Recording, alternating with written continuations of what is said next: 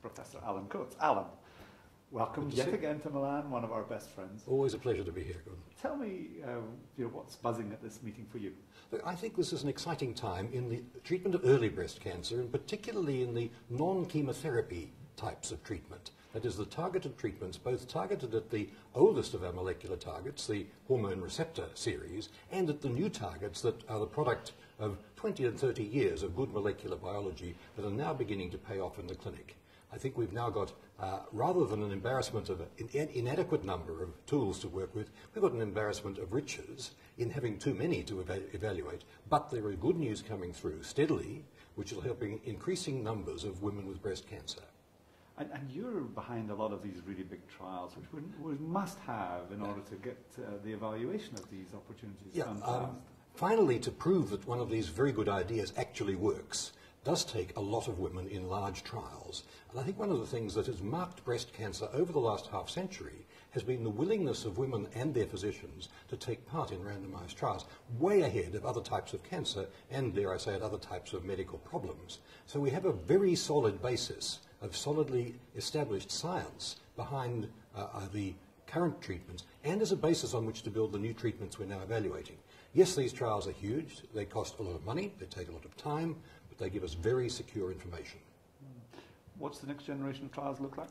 I think we're now trying to get improvements on things that are already good. Tamoxifen, best drug in a quarter century for women with breast cancer.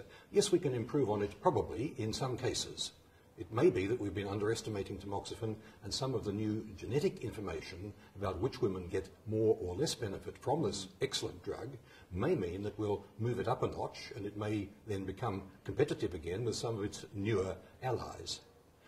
Again, we're looking at a big improvement in the ability to target those women who overexpress a particular antigen on the surface, HER2. We've got a good drug for that. Trastuzumab was revolutionary when it was presented a couple of years ago. We're now trying to improve upon an already good drug with a new generation of anti-HER2 targeted therapies. And in the wings behind them, we've got another large number of similar drugs which may improve again on the ones that are now in the large-scale trials. Optimistic then? I think there's real reason to be optimistic where we've identified targets. Where there is a real challenge, of course, is in the remaining group of patients who don't have these targets, who don't have receptors, who don't have HER2, the so-called triple-negative group.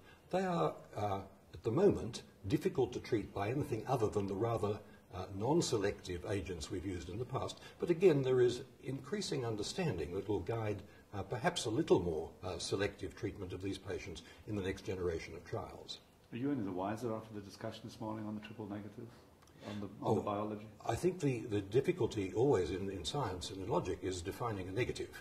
What it means is we haven't yet got good targets in this group. Those targets probably do exist. We just haven't been smart enough to find them. As we do, we'll whittle down the negative group to those that lack even the new things. Alan, thank you very much. That's always a pleasure.